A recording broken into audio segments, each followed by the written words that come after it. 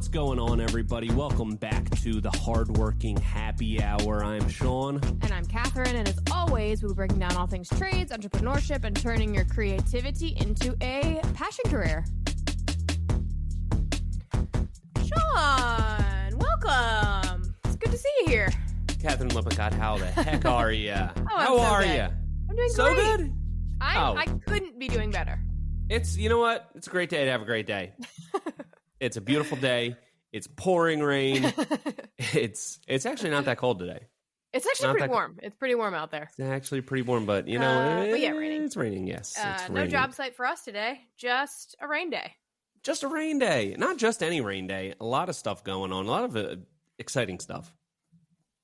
Dump truck. Oh, you're just going to get into it right off the rip? Oh, got to. Okay. All right. Got the new dumper. And pretty psyched about it. So I bought it yesterday. Mm-hmm. Got it registered. Got license plates on the bad boy or bad girl. Haven't gendered it yet, but I'm working on it. And applied for the disposal decal so we can take it to the dump. Take the dumper to the dump. Unload some trash at the landfill, at Trash Mountain, and all that good stuff. So pretty excited about it. Yeah. I will give you credit for something. That's already the nicest thing you've ever said to me. Oh my, what? Really? You are so good at like registering the vehicles and like all that kind of stuff immediately. You are always doing that. Like anytime we get anything new or like anything needs to be done, you always handle that immediately, which I'm impressed by that. You do a good job at that. It's by far the nicest thing you've ever said to me. Thank you so much. Well, I mean, hey, you can't use the dumper till you get it registered. So figured, let's get it registered. You know what I'm saying? Yeah. I'm excited to use it. I've been waiting almost my whole life for this moment. So I feel lifelong dream. I feel like I've said that about so many things recently, but I just felt like it was time. I was looking for dumpers for quite a long time. Should I continue to refer to them as dumpers? Yeah, I think so. Okay, perfect. Be consistent. Keep going with it. I've been cruising around on Facebook Marketplace for so long looking at them, and finally, this one seemed like it was a good enough deal, and it was local. So I figured, you know what? Now's a better time than any. End of the year, little tax write-off. You know what I'm saying? So there you go. Pretty psyched about it. She's 18 years old and 06. I'm pretty psyched about it, but she's running good. She's running good. I decided it's a woman. She's a grown woman. She's a woman. That's just, I don't know. That sounds like you're going down a weird route there. Yeah, but yeah, she is 18. No, finally. She can vote. She can vote. She's a grown woman. She can vote. And she votes for, I don't know, trash removal?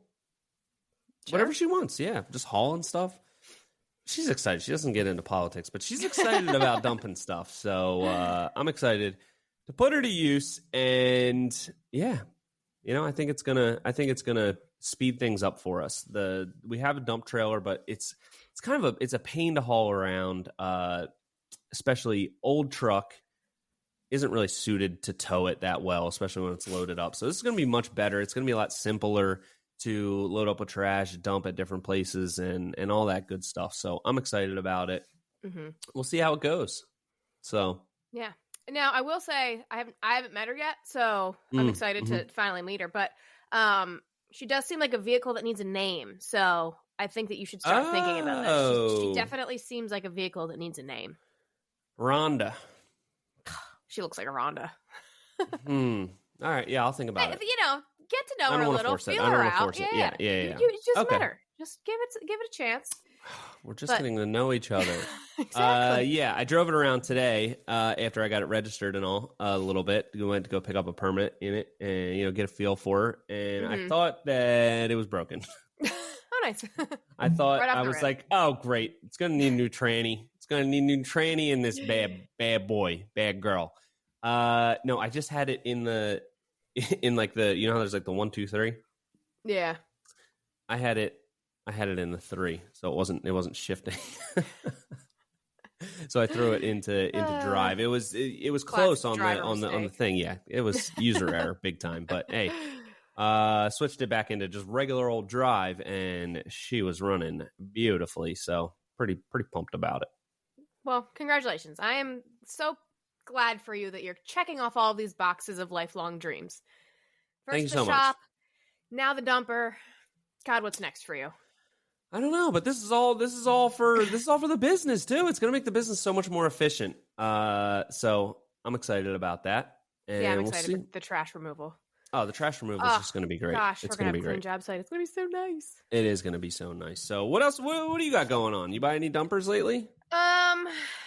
No, I haven't bought a new vehicle in a long time.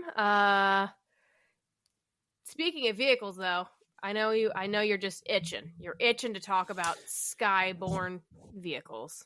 I absolutely am. That is completely true. Drones, my God. Okay, so we touched on it last week's episode, and we are recording this one a little bit ahead of time. So there might have been some news that has broken between the time of recording and the time of releasing. But we'll do an editor's note. Oh, okay. After the fact, I'll keep the information real time if there is some sort of update. But keep going. Okay, so if you haven't heard about it, New Jersey has had these drone sightings all over the place. It started in North Jersey a couple weeks ago, and people are saying that they're flying around just like super low. Some of them super low, some of them higher up, but they're as big as like SUVs.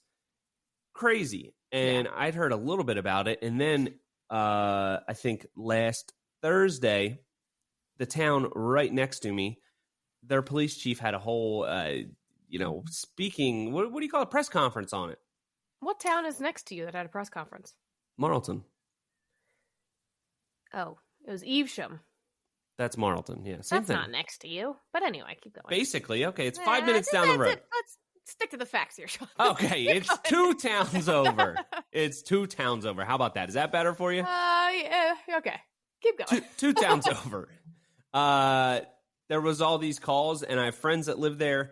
They said that they saw them, and they were like, you could easily tell that they were the size of cars, and they're just flying around, and nobody knows what they're there for. Yeah, that's what the police keep saying, that it's definitely not a hobbyist thing because these drones are so big. So it's not just like little drones that are like, you're like, oh, where's that from? It's like big, very like size of cars, big drones. Yeah, huge drones. So, and they're saying report any sightings to the FBI, all that stuff. So it's super strange. Yeah. And then 2 nights ago or 3 nights ago, I saw them at my house.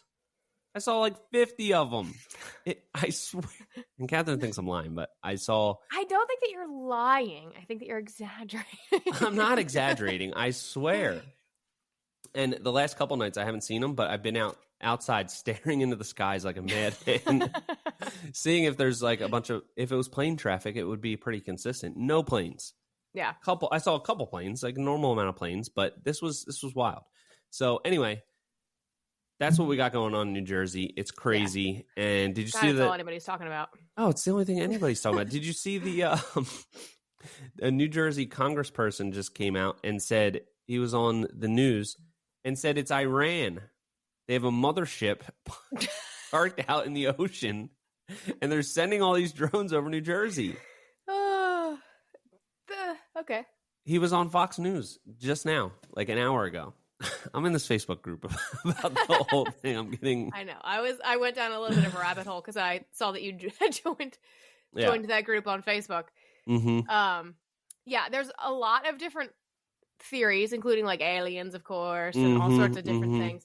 But these drones have like lights on them, like typical aviation navigation lighting patterns. And it's like, well, they're not trying to be sneaky or secret. Like if it were Iran and they wanted to, I just said that like a hick. Iran, if it's Iran, if it's Iran, they would turn the lights off so nobody can see it. You know, like they wouldn't. That's why I'm like, it's probably not dangerous because they're.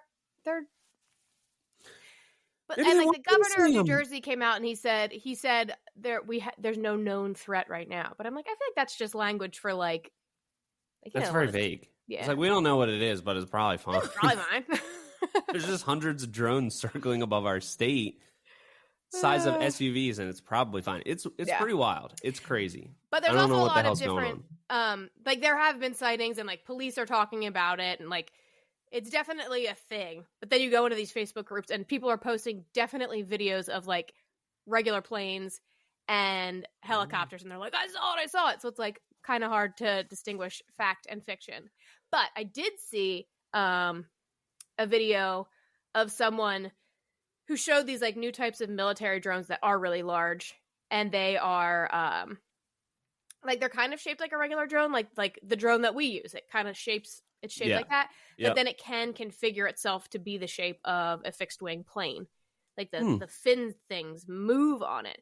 Because a lot of the times these drones look like drones and sometimes they look like planes. Like, so I was like, oh, well, that would make sense. Maybe, I still don't know why they're doing that, but like, if that's why it looks a little bit different, that makes sense. But man, I hope it's aliens. God, I hope it's aliens. I don't know if I hope for that. I don't know. I don't know what. It's just all very confusing and it's so weird. It's so weird, but we figured, why not take the opportunity to talk about drones and how we use them for business? You know? I mean, yeah. We'll get to it. But I do want to say one more thing about these alien drones. As I was going on my nightly drone walk last night with my dog, looking for them, I was thinking, like, we're all talking about it. We're joking about these drones and blah, blah, blah. And we're like, it's probably nothing. Maybe it's something. Who knows? Whatever, blah, blah, blah. Lots of people are joking about it. Do you remember, like, War of the Worlds, that news, like, that it was a radio show, but people tuned in not knowing that it was fake, and then they thought the world was ending, and it was, like, this mass hysteria thing? I was like, what if this is some sort of alien invasion, and everyone's just like, who cares? You know? Like, anyway, gotta get back to work. Wouldn't that be funny? I don't know. I don't think that would be funny. That would be horrifying. So scary. Jeez. No, I don't think it's aliens. It just made me think of it because of that War of the World things. But I don't know what the heck's going on. Nobody knows what's going on. That's what's spooky about it. It's the unknown that's frightening about it. It is. I know. I do kind of have a feeling that this is just going to stop happening and go away. And I know. Yeah, and then like a couple of years from now, we're going to be like, remember the thing with the drone? Whatever happened with those? Who knows? So I'll get to the bottom of it. I swear. Oh, that Facebook group. If anybody's going to get to the bottom of it, it's that Facebook group. It really is. But yeah, congressman. I mean, if it were Iran in the ocean with a carrier or something sending these things, why is just one congressman saying it? Isn't that something that they would like all talk about and know? I would think so, yeah. I would think that would be pretty easy to kind of verify, but I don't know. But it's pretty wild that he just went on the news and was like, it's Iran. They have a mothership off the coast of New Jersey, and they're sending all these drones from there. So I don't know. I don't know what the heck's going on, but we'll keep you up to date. This is your trusted news source for all things drone and alien. So, all right. Anyway, let's get into the real meat and potatoes. The drones that we use. We love drones. Yeah, we do. And you know, it's something that we get asked all the time. What type of drones do you use? And over the years, we've used quite a few of them. We've used like 4 different ones. So I figured it would be worth just chatting about the different ones that we use, the different options that are out there, and what are the benefits to them, and what are some of the really cool features that are out now. So what I always say is, especially if you're working on outdoor projects, a drone should be like your number one thing that you should buy. I always say if people want to create content about what they're doing, a GoPro and a drone are like just so critical. You really can't get finished shots of large scale projects with anything but a drone. So it's a great investment. I got my first one in, I think, 2017. And back then it was like $1,000, maybe a little bit more than that, maybe like $1,500. But I got a DJI Mavic, and it completely changed like the trajectory of our business and our marketing, because you just were able to get photos from this different vantage point. And as soon as I got it, even back then in 2017, it was like, wow, this is so easy to use. It's so user friendly. I put it off for probably at least a year and a half, because I was like, I don't know if I have time to learn how to fly a drone. And they're so easy. And every new one that comes out, they're even easier. They have so many more features. Yeah. And so we'll just touch on a couple more of them that we've used before. So for most of the finished pictures that you'll see on our socials or our website, especially the ones that you can tell are taken from a pretty high vantage point, those are taken with another DJI Mavic 2 Pro, and it's got a really high megapixel camera on it, so it takes excellent photos. Super easy to fly. It'll just stay in one position. You can put down the controller, walk away. It's not going to move. It's not going to really be affected too much by the wind, and it takes amazing pictures. It's really, really great. So, and that one makes it really hard to hit things. It really does. We have hit things before, but we have, yeah. It makes it really hard too.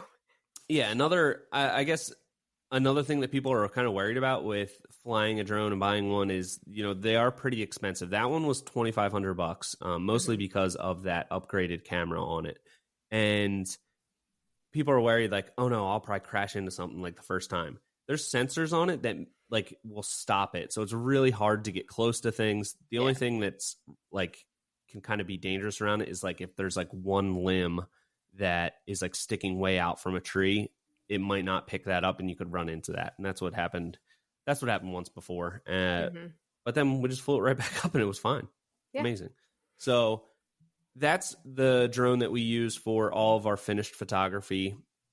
Most of it. Catherine also has a nice, what do you call it, DSLR?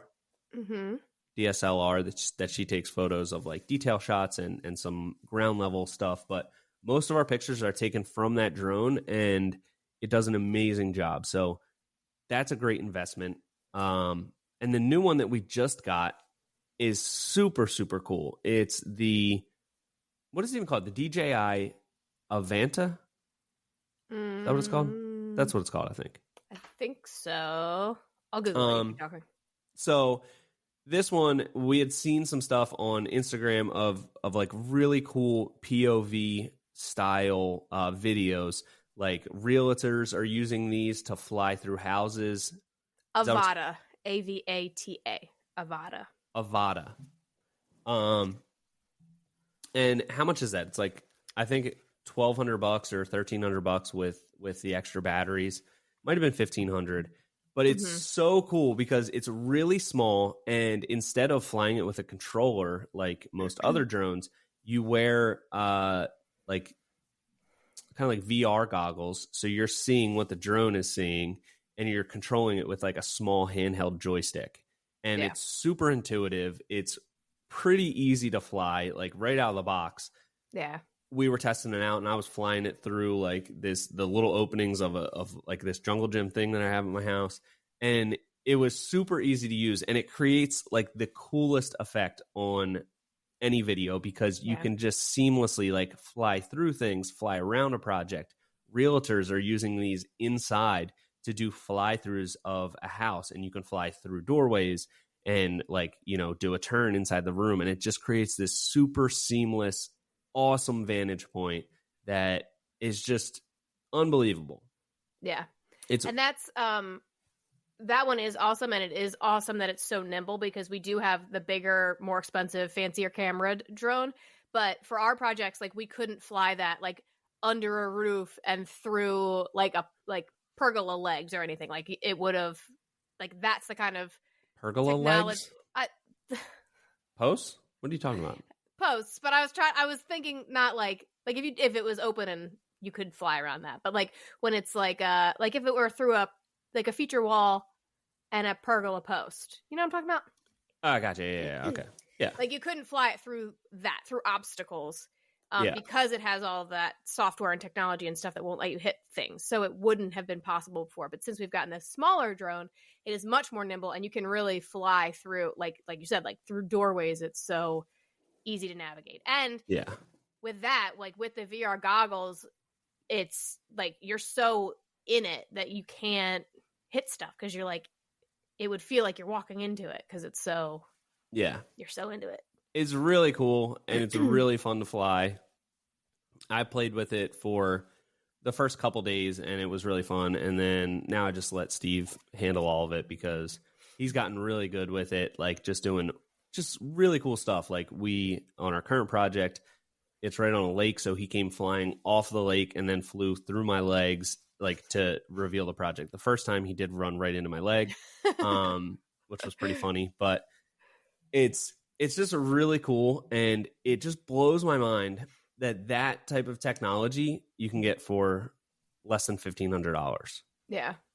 And that one, and especially the Mavic 2 Pro with the upgraded camera, those are like among the more expensive ones for what you would really need. There's a lot of options that DJI has that are like $500. You can get the Mavic Mini, there's a Mavic Air, and they're all really affordable, and all of them are going to get you really good quality photos and video. You know, all of them can pretty much shoot in 4K, and you can just do stuff that you really can't do with, you know, just a phone or a regular camera, because you can't get that vantage point. So Yeah. I think still more than ever, it's something everybody should have. And more, even inside the house, you can use a drone to do fly-throughs, and it's so cool what you can create with these things now. It just don't get like a car size one and terrorize a whole state. Or do. Maybe it'd be fun. I guess, yeah, you could think about that. But what's your like favorite aspect of the drone videos that we create? Like, what's the coolest? Do you think is the most helpful feature of a drone for our business? Because you're right there with all the content, all that stuff. What's the biggest game changer? I think that it's definitely a differentiator in photography. Like, it really levels up your stuff. If you're doing a full backyard and then you have a way to take a photo of the full backyard, like, it really just steps up your like professional level just with one photo. Because if all of your photos are from the ground or like obviously on a ladder, it's like, okay, you tried to get the whole background in here, but it's like it really shows the full space and kind of like sets the scene in a very different way that not many people do. So it kind of really makes you just instantly look a little bit more professional. And they're so simple to use, like you said. It's like a no-brainer. And I was terrified to use it the first time. I remember you told me to use the really expensive one, and I was like, not doing it. I'm not going to be responsible for this. And then I used Steve's, and it was like, oh, this thing is so simple. Like, yeah, it's like kind of fun. It feels like a video game. Like, it does. It's kind of fun. So, yeah. But like for professional purposes, for photography purposes, as long as you get one with a good camera, like a really good quality camera, it really just is such a simple way to step up your presence, your portfolio, really and level it up. Yeah, sky's the limit. You know what I mean? Quite literally. That was a good one. That was a good one.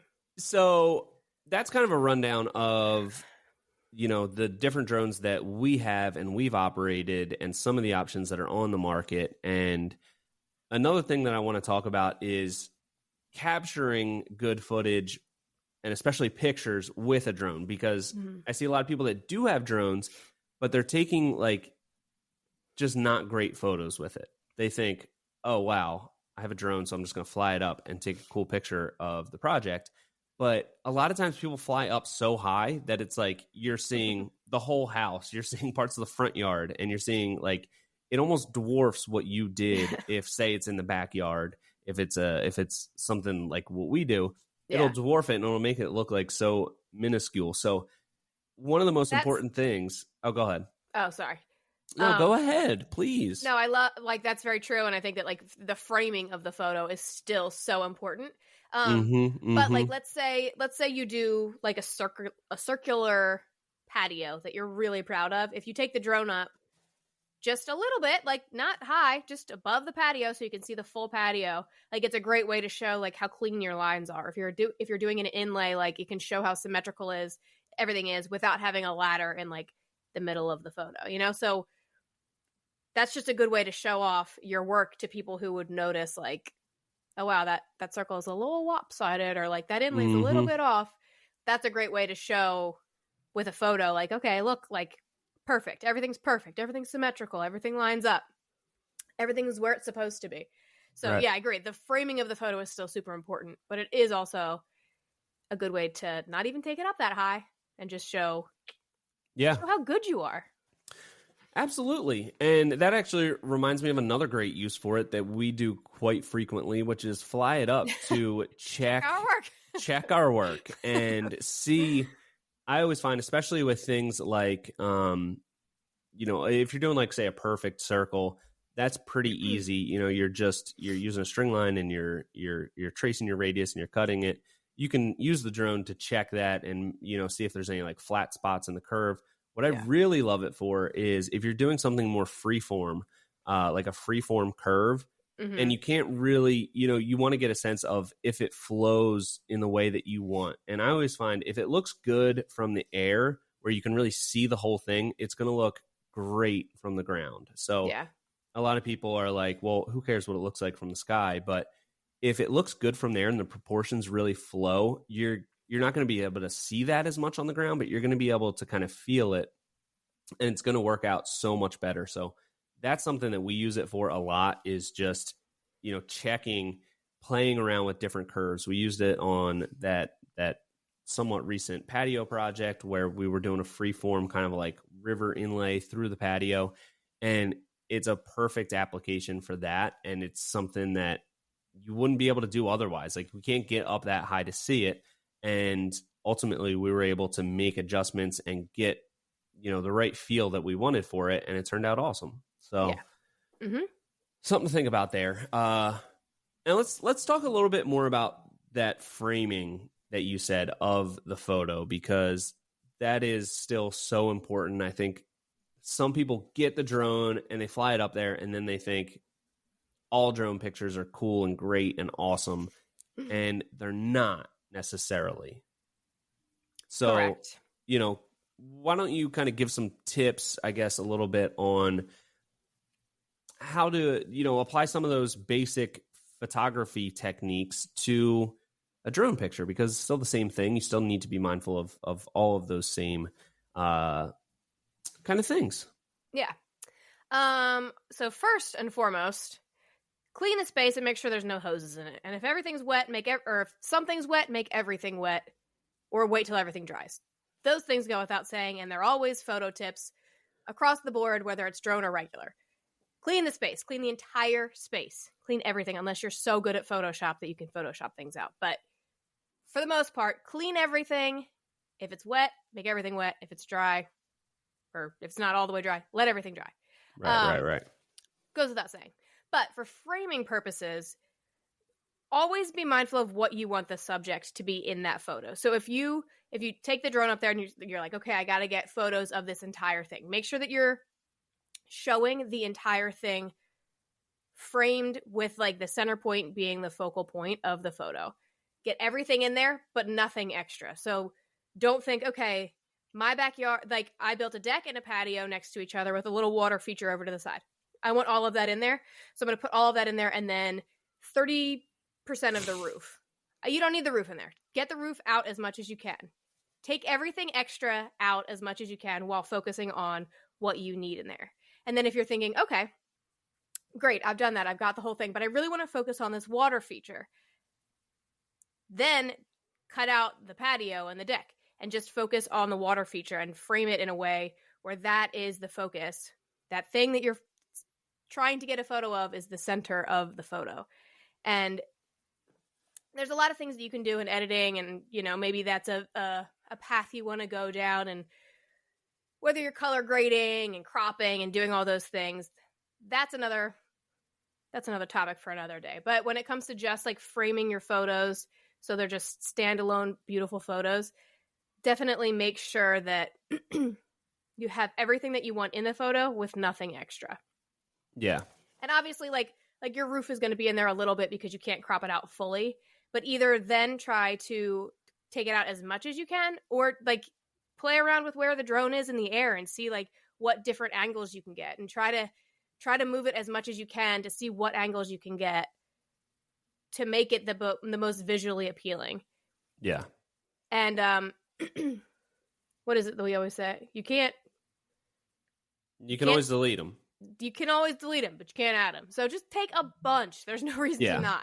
Take and that's what we do with all of our photos. We take so many photos, and then you go in and you cull them. You make sure, you find which ones you want to do, which ones you want to use, which ones you want to edit. But don't be afraid to take so many photos, because it's going to look different when it's you're seeing it on your phone screen or on the screen of the drone thing or the screen of the camera or whatever. And then once you get it into your into your computer, it's going to look a little bit different. So just keep taking those photos. Take 1 million. Even if you're just moving it a little bit, keep taking those photos because they're going to look different. Absolutely. And that's something that we obviously always do, is take a ton of photos. And when I'm flying the drone around to get those finished shots, I'll usually kind of zero in on, once I'm up there kind of flying around, taking a couple different pictures, you'll kind of narrow in on a couple different angles that are going to be the money shots. Okay, this is a really great vantage point. And then from there, you can really play around with, flying it around a little bit higher, a little bit lower, but you kind of start to pick out this vantage point, this general area is going to be a great picture. So I'm going to take a ton of pictures from over in this area, a little bit higher, a little bit lower, a little bit this side. And then you have all of these different variations on a spot that you've already identified as a really cool angle. And then you do the same thing for all the other ones. And I try to look at it on the phone like that's the finished picture. If that looks good and the composition looks good and it just looks cool, you should look down at it and be like, whoa, that's a really good shot. Because if it already looks good there are some things you can do with editing. You can enhance some of the coloring. You can, if there's a leaf on the deck, you can Photoshop that out. Things like that you can enhance a little bit, but you can't enhance a bad picture and make it a great picture. The picture itself has to be good. So like Catherine said, making sure the area is super clean. And my biggest pet peeve, it used to be the hose in the picture, but that's so amateur hour.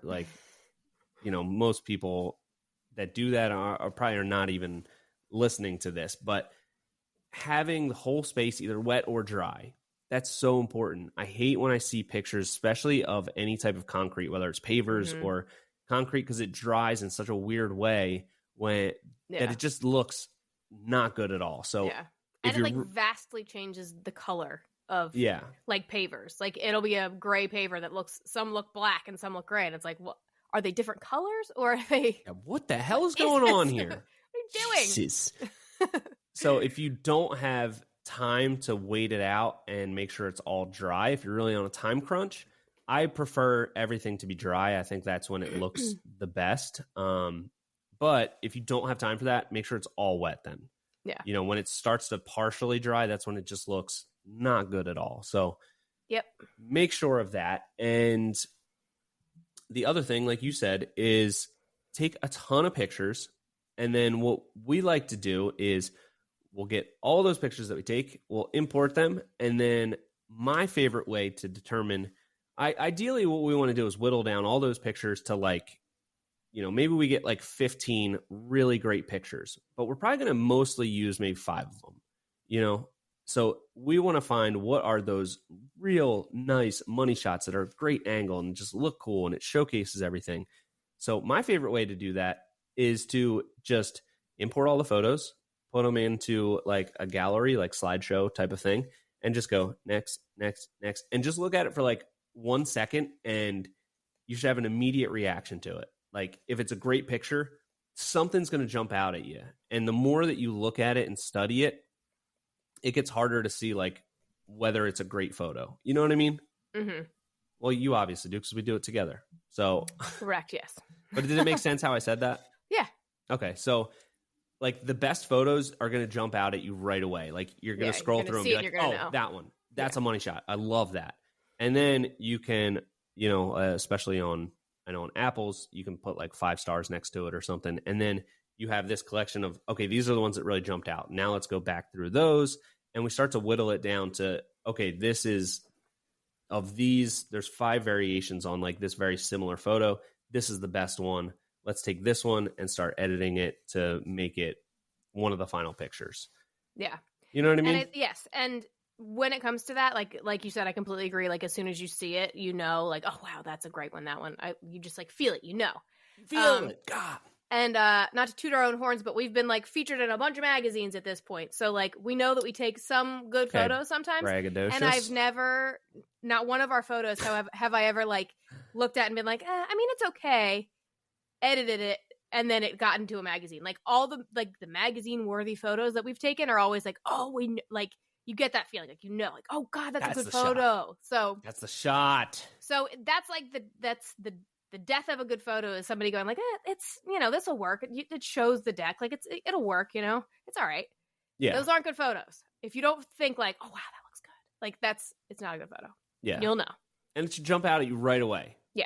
Like it's gonna say something to you. You're gonna scroll right through it and it's gonna be like, boom, that's it. That's the shot. I know it. I can feel it in my bones. I can feel it. I can feel it. That's what it's all about. So I guess that's kind of what we got on drones and drone photography. Yeah. It's a question we get all the time. So hopefully that helps a little bit. Yeah. Let us know what you think. And yeah. And also, geez, these drones are flying around. Hopefully we haven't been vaporized and this episode will get to air. Because it's crazy. What if I schedule it and then we get taken out by aliens? Because we're in New Jersey, so we're, you know, first to go. We're on the front lines. More likely, word gets out that we've recorded this episode about it, and we have 2 guys in black suits that come to our house. One of them may or may not be Will Smith. And next thing you know, I forget what happens in that movie, but what happens? I get that and Independence Day mixed up. Actually, now that you say that, I don't remember. I guess they win? I don't know. I just remember the memory. The memory yeah. thing. Oh my God, maybe it worked. It worked for us, yeah. I just remember like the sugar water and then the little alien guy in the guy's head and his face comes off. Right. Don't remember really the plot of that movie other than those things. Me either, yeah. Oh well. We should probably watch and find out to see what our future is. Yeah, or Independence Day. That and Independence Day. Was Will Smith in both of those? Yes, he was. He was in most movies around that time. Like 90% of movies that came out around those years, he was in. He was very prolific. Good for him. Great actor. Good for him. Oh, great actor. Great actor. Local guy. Philly guy. Oh, yeah. Went a little nuts with the whole Chris Rock thing, right? That was weird. When he punched him in the face on stage. Slapped him. He slapped him. I feel like that was staged. My goodness. Could have been. Yeah, who knows? Who the hell knows anymore? He was defending his wife, so that's lovely. Her honor. Her honor. Okay. All right. Well, moving on. What do we got next? Okay. Next up is something that I've been thinking about. This is what I've been thinking about. A Catherine segment. Something to think about. Okay. Yeah. And I have actually been thinking about this a lot because so it's not fabricated. It's not fabricated. This is not a lie. This is truthful. She has been thinking about this. Go ahead. But it's just been a little bit. So in the tradespeople always it's always like their second fiddle. Like they like it's viewed as this was not the career of their choice. They just like, oh, if I couldn't do anything else, so I became a tradesperson, or like, you know, the bad kids, that's who become tradespeople or whatever. And through this podcast, we have talked to lots of different business owners and just in our, you know, out and about. So we've talked to a lot of people, and there are these wonderful, successful people who are well-spoken and just really interesting people. And all of them say, I wasn't a good student, and that's why I did this. I wasn't a good student. And you hear that from every single person. It's true for both of us. It's something that I've said about myself for my entire life. I wasn't a good student, so not that that's why I was in the trades, but like, you know, I wasn't a good student. That's just something that I would quantify about myself. And I've really got to thinking about that statement, and it's just so untrue. Like it seems like it's this linchpin of tradespeople. And this is my new I'm taking this cause under my wing of people saying I'm not a good student or I didn't do good in school or whatever, and like tradespeople being looked upon because they're not good students and they just have to do it, like, because it's just something that's not true. What you weren't good at is sitting in a classroom for 8 hours and learning in a way that someone decided is the way that all people have to learn. But it doesn't mean that you're a bad student, because you, like, let's take you for an example. I assume you would say I wasn't a good student. However, during that same time, you were working for your dad and learning all of those things. You were a student and you were good at it. You learned all of those things. Me, I'm the same way. I knew how to winterize an engine when I was like 14 years old. I could do fiberglass work.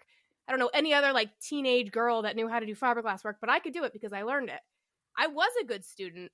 I just wasn't good at sitting in a classroom for 8 hours. And I think that those two things are like viewed upon in such a like polarizing way.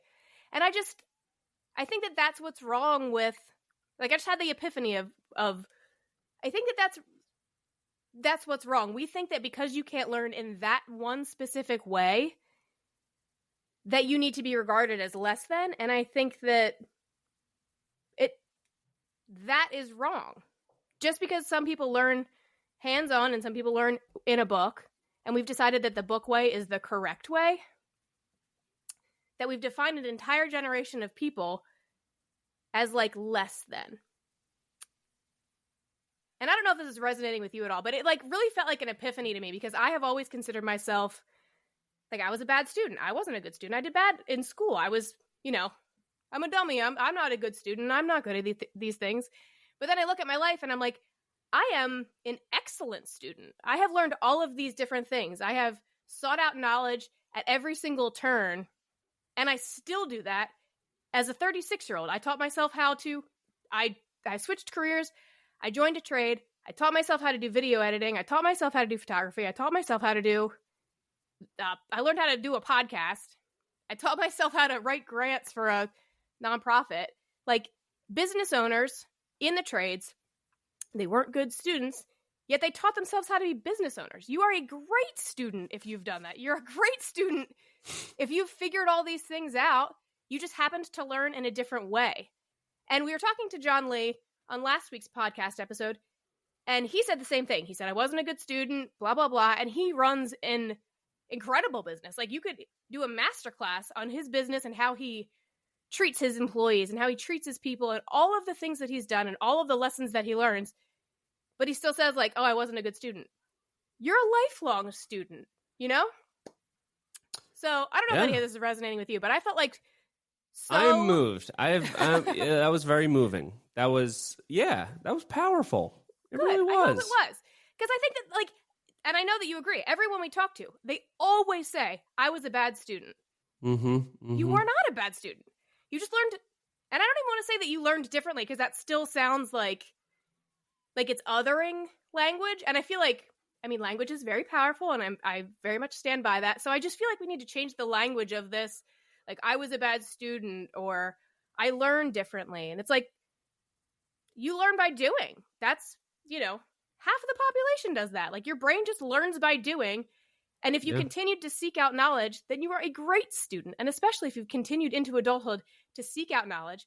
And that was another thing that John Lee said was, like, the advice that he would give his children is to stay curious. And recently I was interviewed for a magazine, and that was my advice. That was the best advice I was ever given as well. Like, just be a constant student, always be seeking out knowledge, and you'll never fall behind. You'll never get bored. Like, always seek out knowledge. I started taking guitar lessons at 35 just because I wanted to learn something new. So the only thing that makes you a bad student is if you stop trying, or if you are presented with new information and you decide, I'm going to do it my old way. Like, those are the only ways that you're a bad student. You're not a bad student if you just learned by doing things. If you learn by doing things with your hands, then that's just how you learn things. Yeah, absolutely. So that's what I've been thinking about. What do you think?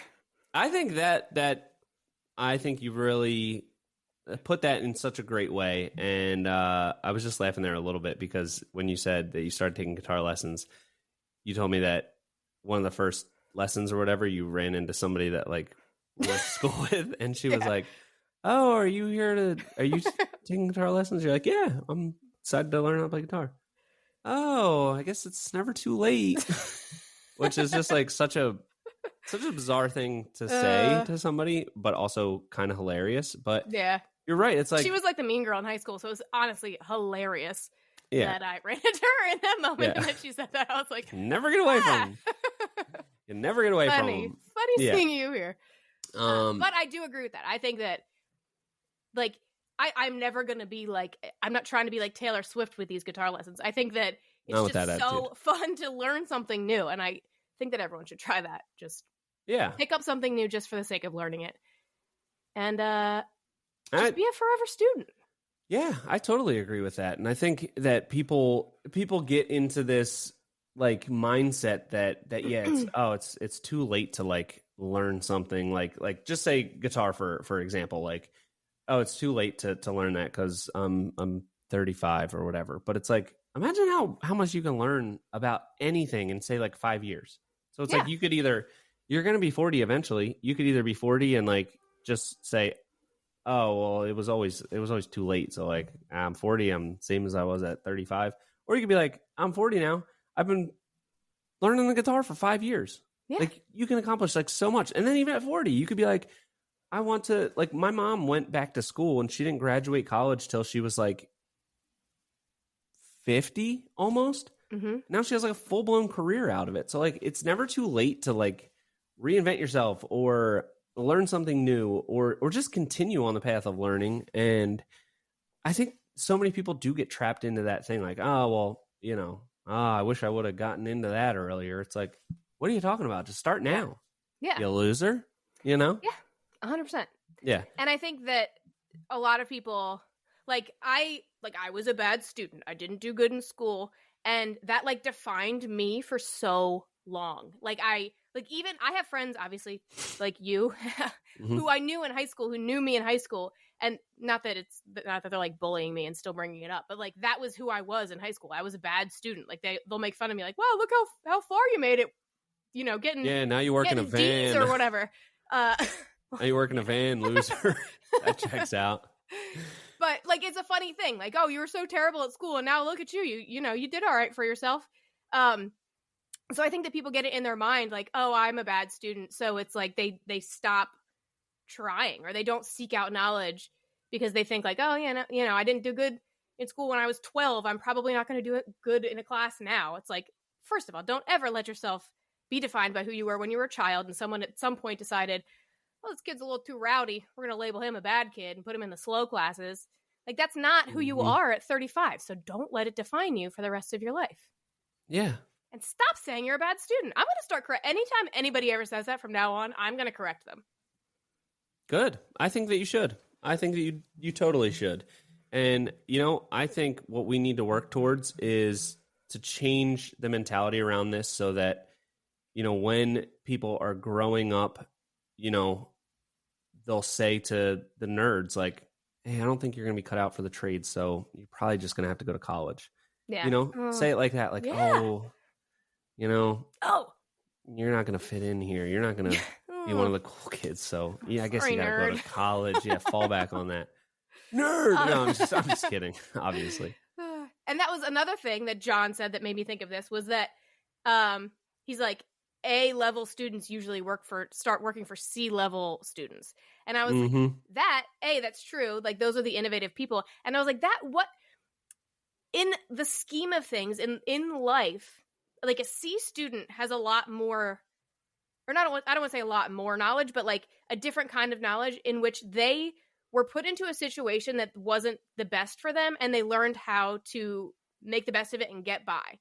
Like, that's how I feel like I was in school. Like, I wasn't dumb. I just got by. I did what I had to get by so I could go do something else. I loved working. I worked at a yacht club. I taught sailing. I worked at all these different places in high school because I loved working. I enjoyed it. I had like 4 jobs at once in high school. Like, I just really enjoyed that. I just did what I had to get by at school so I could graduate and be done and then go work. So that doesn't mean I'm dumb. That just means that I had other interests elsewhere. And these A-level students, they're just better at like sitting quietly and reading a book and saying, okay, George Washington was the first president of the United States, and I'm going to remember that forever now. And I guess they remember algebra. I didn't particularly care to learn any of that, but Yeah. like, so that is to me, like, if you can put a person or a kid or whoever into a situation and it might not be the best thing for them and they might not excel at it, but they figure out a way to get by in a situation that they don't want to be in, like, that's a more worldly, educated kid who's going to go pretty far because they can figure it out on their own as to, like, you know, all right, I got to get done. I got to get done this. I got to check A, B, and C. I'm not having fun here, but I'm going to do it so I can get to D over there, you know? Yeah, absolutely. I think that you really hit the nail on the head there, and I'm moved by it. I feel so much better. I was feeling so much shame because I wasn't a good student, but now I feel great. Say that. I was actually a fine student. My teachers just hated me because I was just kind of a nuisance. I was just like the annoying nuisance kid. So, all right, well, I love that. I think it's a great message. I think it's true that people do talk like that, and they shouldn't. They shouldn't because you're right. These people that say, "Oh, I wasn't a good student," you weren't you weren't good at that one very specific way of doing something. But look at what you've done, and just changing the words around can have an impact. You know, especially on people 100%. That right now might feel like they're not a good student, and that's a bad thing. Yep. You know, maybe it's a good thing. Maybe you're like, I wasn't born to be in this box. Can't put me in a box. That's breaking for sure. Free. Yeah. I have a pretty good feeling that I'm going to be dealing with one of those type of children for a long time. He likes to do his own thing. He's an independent man, and I respect that about him. He likes to just do his own thing, and he ain't going to follow the crowd. So we'll see. I probably needed that talk right now. So, all right. Well, I guess that's it for that. Now we can get into our construction trivia. We've been missing it for a week, so let's get back into it. Trivia time. I think you're up by 1 now. Am I correct there? This is a jaunty tune. I really love this totally is. It totally is. Correct. Do we have a fader on that? Can we do a fade? I can do a fade. Yes, I can. You can do a fade. Okay. If you want me to, I'd like. It's a little abrupt. Bum, bum, and then it ends.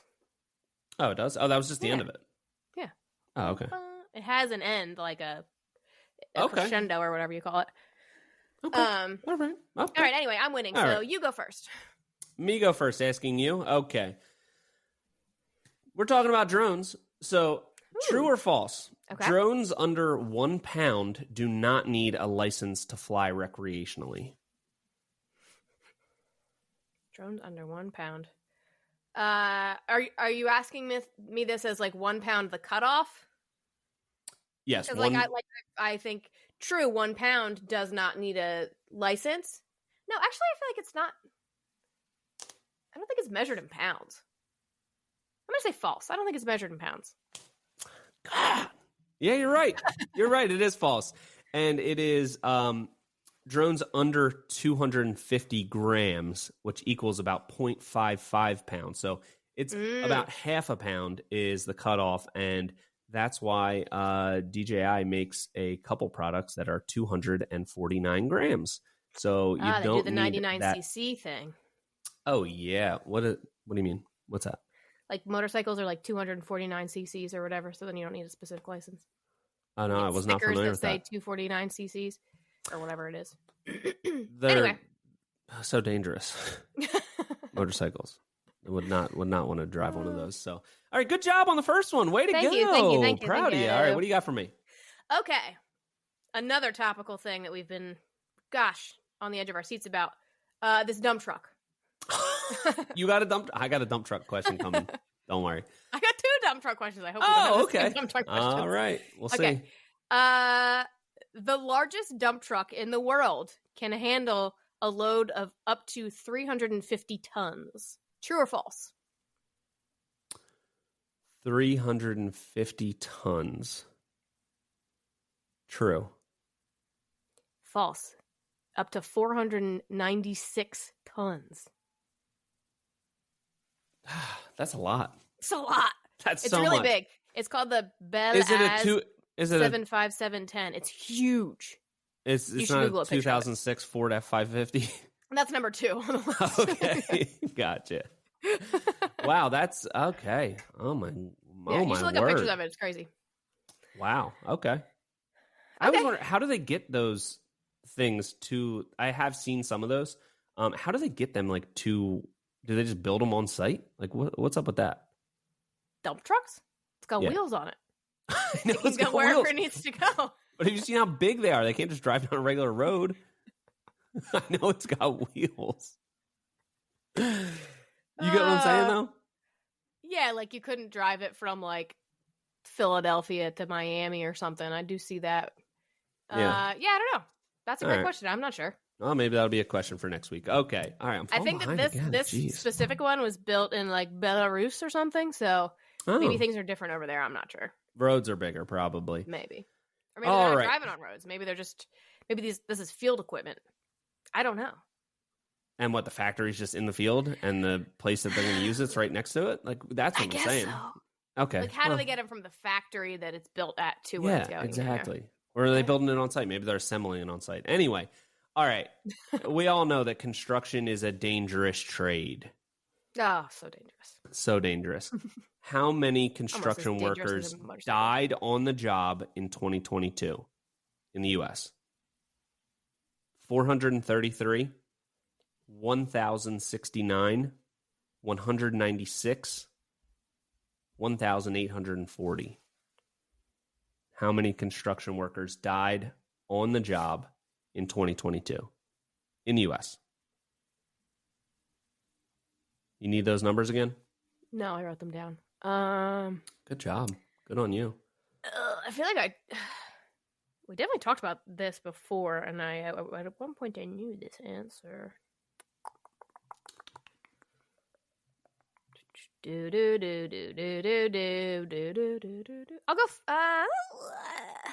I'll go 433. No, it's wrong. 1,069. Yes. Yeah, it's that one. I should have went with Yep. that one. I thought it was that, but then I was like, he only gave 2 high answers. Okay. Yeah. So 1,069 people died on the job in 2022 in the United States, which I thought was crazy high. I didn't realize it was that high. Yeah, it's dangerous. And it is the most dangerous industry with 9.6 fatalities per 100,000 full-time workers. So pretty crazy. Sorry to just get dark in there, but I don't know. Safe. Yeah. All right. Well, you got it wrong. So what do you got for me? Okay. I knew it was a lot because when we were talking about OSHA or whatever, that's when we were talking about it. Yep. We were talking about all those deaths, and we're like, oh my gosh, these people are just willy-nilly burying their employees by accident. Yeah. Okay. What are we on? Oh, multiple choice. Okay. Another dump truck question. Okay. When was the hydraulic dump bed invented? So they had dumpers, but when was the hydraulic dump invented? 1890, 1910, 1930, or 1950? Wow, hydraulic. Man, I have no idea. What would it be before? Maybe it would be pneumatic or something, or maybe steam driven, but hydraulic. All right, hit me with we got a 1890. Are you saying this because you know the answer? Is this your other dump truck question? No, it's not. No, it's not. Okay, so what was it? 1890, 1890, 1910, 1930, and 1950. They're all even numbers. That's interesting. I'm going to say, man, I have no idea when hydraulics came out. I feel like it's probably old. Man, first dump truck. I feel like the automobile wasn't even invented until this is tough. But I feel like it could be one of those tricky ones. I'm going to say 1910. That's correct. Yay! All right. You Cool. knew this answer, didn't you? No, I did not know that. I'm just very but recently a dump truck owner. I still don't know the history. I should apparently, ask the all first these dump questions. trailer was invented in 1890, and it was like horse drawn or whatever. Oh. But then the hydraulic dump bed was 1910. Wow. Okay. All right. We're It was tied that up. old. That seems Yeah. like. I mean, they were doing all sorts of stuff. Industrial Revolution or whatever back then. So it makes sense. Yeah. All right. You ready? You ready for my question? My dump truck question? Yes. All right. Dump trucks have different methods for driving power to the dump. You've got electric dumpers, you've got hydraulic dumpers, and you've got PTO dumpers. Paid time off dumpers. Exactly. Ones that just, sorry, I was out of office. What does PTO stand for? I just said it paid time off. Not in a different industry. Power to oscillator. Power to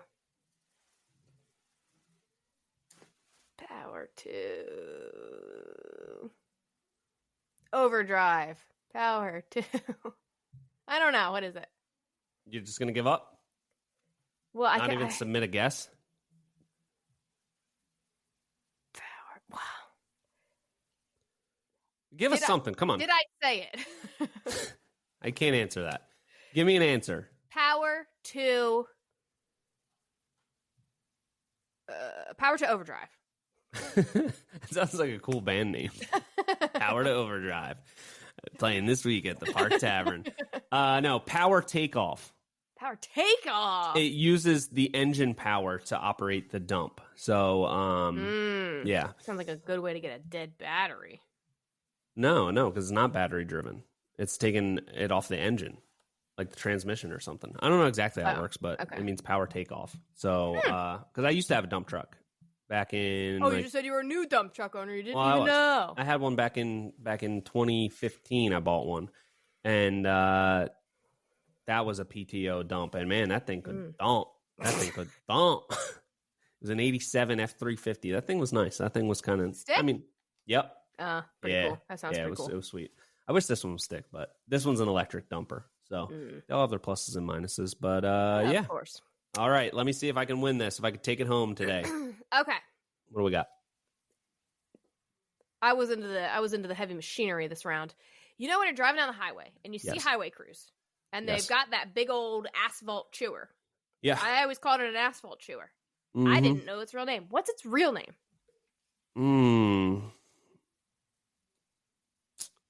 Yeah, I know what you're talking about. Like its government name? Yes. Well, it's on its birth certificate. Oh. I feel like this should have a hint. It should have a hint with it. And yours shouldn't have had a hint. Yours was impossible. How would I possibly know that? What, PTO? Power takeoff. All right. No hint. Oh, what is that called? I feel like I know what it's called. It's something like a... No, I don't feel like I know what it's called. I would just call it an asphalt chewer. I felt like that was... It's something like a ripper. What it does. Like a ripper. Nope. That's not even part of it? Not even close. I feel like I just saw one of these on Facebook Marketplace too. It was like $300,000. Yeah, why would... It doesn't seem like something you should buy on Facebook Marketplace. You buy everything on there. I saw somebody with some human hair. Oh, ugh. Yeah. I mean, definitely can't find anything on there, but like, who's going on Facebook Marketplace to buy one of these things? I feel like those are like big government, like, you got big government deals. It's not like Henry over in Evesham is like, you know what? I'm gonna get into the asphalt ripper biz. Into the what biz? Asphalt ripper. I said what you said. I almost said it. No, you know what? I'm not even gonna front. I have no idea. What's it called? I'm gonna just give up and it'll be a tie. A cold planer. Oh. Which planer makes sense because that's what it's doing. Yeah. But I don't know why it's called cold planer. Because it's not hot? I guess when the asphalt goes in, it's hot. When it's getting ripped up, it's cold. Ah, okay. Interesting. Yeah, I had no idea. Well, now you know, and now I know, Reading and cold now planer. everyone I knows. was like, what is a cold planer? See, we're still students after all this time. We're still students. And this is why this trivia is so important. And we're still not good at it. Nope. We're still bad both students. Lose. Yeah. All right. Well, that's a push for this week. Not too bad. And you know what? Hopefully the drones don't take over and annihilate us before this gets out or thereafter. Hopefully this is nothing. Hopefully it does just go away and we all forget about it. I mean, in the scheme of things, that's probably the best course of action, but I do hope it's something. An alien. Nothing scary, but something cool. Just a non-scary alien. Okay. All right. Well, we'll keep you all updated. This is your news source for all things drone, alien, and the trades. All right. Appreciate everybody. If you get a second, leave us a review and follow us on whatever you're listening to right now. That would be much appreciated. It helps us climb the charts and get recommended to other people so we can continue to do this. So till next time, this has been the Hardworking Happy Hour. See you next week.